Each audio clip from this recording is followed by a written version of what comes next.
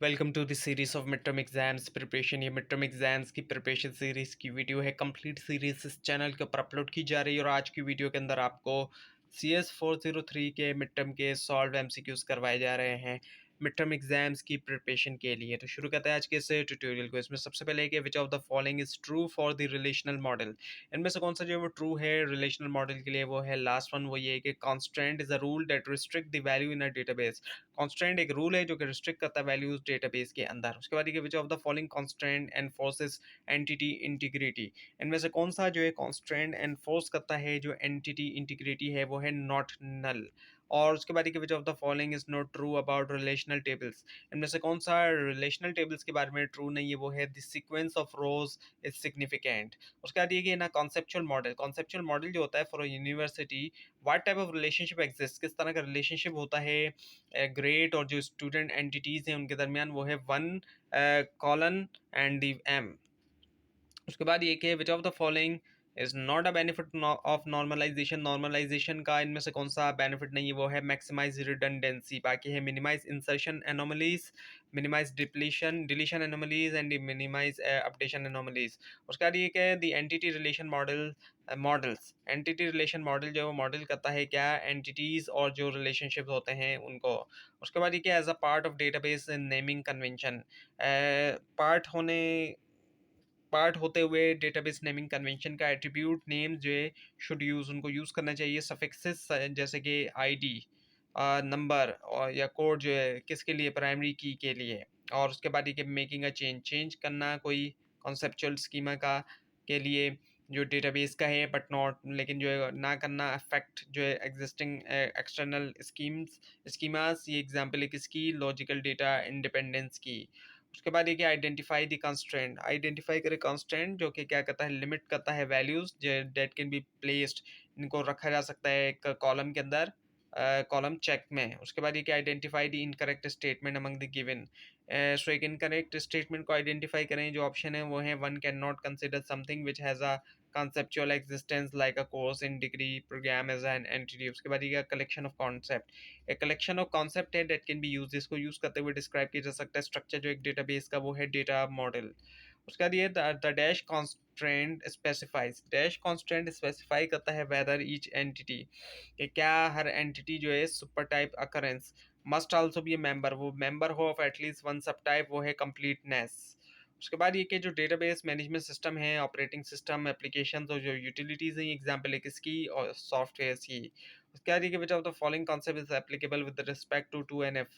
2NF के हवाले से कौन सा कॉन्सेप्ट जो वो एप्लीकेबल है, वो है full functional dependency. So this one is the answer. उसके बाद ये database management system, sorry database system allows the following except, allow करता है तमाम जितने भी ऑप्शन है सिवाय एक को छोड़ के, वो है any user to access all its data. उसके बाद ये जो डेटा मॉडल है वो एग्जांपल है इनमें से किसकी, वो है कंसेप्चुअल डेटाबेस की। उसके बाद which of the following is true about relational schema, relational schema के बारे में इनमें से कौन सा सही है, वो है वैल्यूज आर एटॉमिक। उसके बाद यह collection of related data is, एक जो कलेक्शन रिलेटेड डेटा की वो इनमें से क्या है, वो है डेटाबेस। उसके बाद ये वीक एंटिटी टाइप, एक वीक एंटिटी टाइप इनमें से क्या है, वो है both A and B, must have total participation in an identifying relationship है एक चीज़, और ये कि डज नॉट हैव अ की एट्रीब्यूट। उसके बाद ये क्या, description on a particular collection of data, एक डिस्क्रिप्शन जो है पार्टिकुलर कलेक्शन जो होती है डेटा की, वो using the given data model दे रहा है डेटा मॉडल, वो है स्कीमा। उसके बाद ये कि इफ के इज अ फॉरेन की इन रिलेशन R1, के जो है अगर फॉरेन की है रिलेशन R1 में, सो फिर क्या है, के इज अ की फॉर सम अदर रिलेशन। उसके बाद ये कि आइडेंटिफाई द करेक्ट स्टेटमेंट, जितने भी ऑप्शन दिए गए वो ये है कि entity integrity constraints and specified on individual relations. उसका दिया software package design to store and manage databases, एक ऐसा सॉफ्टवेयर पैकेज जिसको डिजाइन किया गया स्टोर करने के लिए, मैनेज करने के लिए डेटाबेसेस, वो है DBMS। उसके बाद ये हु इज रिस्पॉन्सिबल, रिस्पॉन्सिबल कौन है फॉर ऑथराइजिंग, ऑथराइज करने के लिए जो एक्सेस होता है डेटाबेसेस टू दी डेटाबेसेस तक, for coordinating and monitoring it's use, वो है डेटाबेस एडमिनिस्ट्रेटर। उसके बाद ये कि which feature of database provides, इनमें से कौन सा फीचर जो है डेटाबेस का प्रोवाइड करता है, कन्वर्जन जो है from inconsistent state of DB to a consistent state ensuring minimum data loss, वो है recovery service. So, which of the following constraints enforces referential integrity कौन सा कांस्टेंट जो इनमें से इन्फोर्स करता है रेफरेंशियल इंटीग्रिटी, वो है फॉरेन की। और उसके बाद ये क्या आइडेंटिफाई द करेक्ट स्टेटमेंट में से वो है लास्ट वन, वो है when referential integrity rules are enforce a tuple in one relation that refers to another relation but refers to an existing tuple।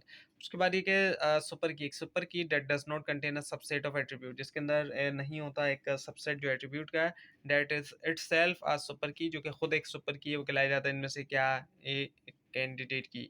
उसके बाद ये part of database mining convention, एक एज पार्ट ऑफ हिस्सा होते हुए database mining convention का attribute names should be use. Attribute names को use करना चाहिए सफिक्सेस जैसे कि आईडी, नंबर, और या फिर जो कोड फॉर होता है किसके लिए, कोड फॉर दी प्राइमरी की के लिए। उसके बाद which of the following concept is applicable, इनमें से कौन सा कॉन्सेप्ट जो है एप्लीकेबल है with respect to N F, two N F के हवाले से वो है फुल फंक्शनल डिपेंडेंसी। उसके बाद ये कंसिडर टू सेट्स, कंसिडर करें दो सेट ए और बी। ए के अंदर जो है क्या है टू एलिमेंट्स, और बी के अंदर three. How many elements do their Cartesian products contain, so वो हैं सिक्स। उसके बाद ये कि आइडेंटिफाई द ऑपरेशन, आइडेंटिफाई करें operation which is not one of the parts of the five basic sets, जो कि हिस्सा नहीं है फाइव बेसिक सेट्स में से। सेट ऑपरेशन का रिलेशन अलजबरा वो है ज्वाइन। उसके बाद ये which of the following concept is applicable with respect to 2 and 3NF, इनमें से कौन सा कॉन्सेप्ट एप्लीकेबल है 3NF के हवाले से, वो है ट्रांजिटिव डिपेंडेंसी।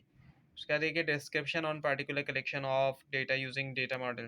डिस्क्रिप्शन जो होता है पर्टिकुलर कलेक्शन के ऊपर डेटा का यूजिंग डेटा मॉडल, वो है स्कीमा। और उसके बाद ये कि which one is true regarding relation, में से कौन सा ट्रू है रिलेशन के हवाले से, वो है the order of rose is irrelevant, जो ऑर्डर ऑफ रो है वो इररिलेवेंट है। उसके बाद ये ना कॉन्सेप्चुअल डेटाबेस मॉडल, एक कॉन्सेप्चुअल डेटाबेस मॉडल के अंदर विच of the following most likely represent, में से कौन सा जो है ज़्यादा मुमकिन तौर पर रिप्रेजेंट करता है एक वैलिड आइडेंटिफायर जो है फॉर अ क्लास ग्रेड, वो है student ID and the course section ID. उसके बाद ये कि making a change to the conceptual schema, कोई चेंज करना है एक कॉन्सेप्चुअल स्कीमा के ऊपर एक डेटाबेस के, बट नॉट अफेक्टिंग, लेकिन अफेक्ट ना करना एग्जिस्टिंग जो एक्सटर्नल स्कीमा है, वो एग्जांपल इनमें से किसका, लॉजिकल डेटा इंडिपेंडेंस का। उसके बाद ये कि कैंडिडेट की, एक कैंडिडेट की जो है that does not have a null value, जिसकी नल वैल्यू नहीं होती एंड सिलेक्टेड, उसको सेलेक्ट किया जाता है to uniquely identify all other attribute, select करने के लिए यूनिकली आइडेंटिफाइड जो तमाम जितने भी दूसरे एट्रीब्यूट वैल्यूज होते हैं ना गिवन रो, वो खिलाया जाता है ए, सो वो है प्राइमरी की। उसके बाद ये कि in case of context level diagram, context level diagram के केस के अंदर सिस्टम को रिप्रेजेंट किया जाता है किसके जरिए, वन प्रोसेस एटलीस्ट एक प्रोसेस। उसके बाद ये कि dash is used to maintain a connection, एक डैश जो है यूज़ किया जाता है मेंटेन करने के लिए कनेक्शन जो है बिटवीन द यूजर्स के दरमियान डेटाबेस सिस्टम के, वो है फाइल सर्वर। उसके बाद which of the following is not a component of a DFD, इनमें से कौन सा जो है वो कंपोनेंट नहीं है डीएफडी का, वो है रिलेशनशिप बिटवीन एक्सटर्नल एंटिटीज। और उसके बाद ये कि which of the following is correct regarding data flow diagram, data flow diagram के हवाले से इनमें से कौन सा सही है, वो है created at decreasing level of increasing level of details. उसके बाद which of the following is correct about database management system language, database management system language के बारे में इनमें से कौन सा करेक्ट है, सो वो है third one. Data manipulation languages are used for retrieval insertion deletion and modification of data. उसका देखिए कंट्रोलिंग रिडंडेंसी ना database management system does not help to, control करना रिडंडेंसी जो है डेटाबेस मैनेजमेंट सिस्टम में हेल्प नहीं करता, क्या करने में हेल्प नहीं करता, वो है avoid unnecessary wastage of storage space. Carry which of the following concept is applicable with respect to 3NF, 3NF के हवाले से कौन सा कॉन्सेप्ट एप्लीकेबल है, वो है ट्रांजिटिव डिपेंडेंसी। उसके बाद देखिए कंसिडर टू सेट, दो सेट को कंसिडर करें ए एंड बी, ए के अंदर थ्री एलिमेंट्स, बी के अंदर four. How many elements do their Cartesian product contain, so कितने एलिमेंट जो है उनके कार्टेशियन प्रोडक्ट में है, वो है 12। उसके बाद ये है कि कंसिडर करें ए और बी को, ए के अंदर टू एलिमेंट्स, बी के अंदर थ्री, सो कितने एलिमेंट्स जो है वो उनके कार्टेशियन प्रोडक्ट्स में है, सिक्स। तो ये थी आज की वीडियो। आपको इस बारे में कोई क्वेश्चन है खास तौर पर इसमें कोई मिस्टेक दिखाई दे ज़रूर हाईलाइट कीजिए, और इस पूरी सीरीज़ को देखने के लिए मिड टर्म और फाइनल टर्म एग्जाम्स की प्रिपरेशन के लिए इस चैनल को सब्सक्राइब कीजिए, बेल आइकन के ऊपर क्लिक कीजिए। Thanks for watching this video and best of luck for your exams.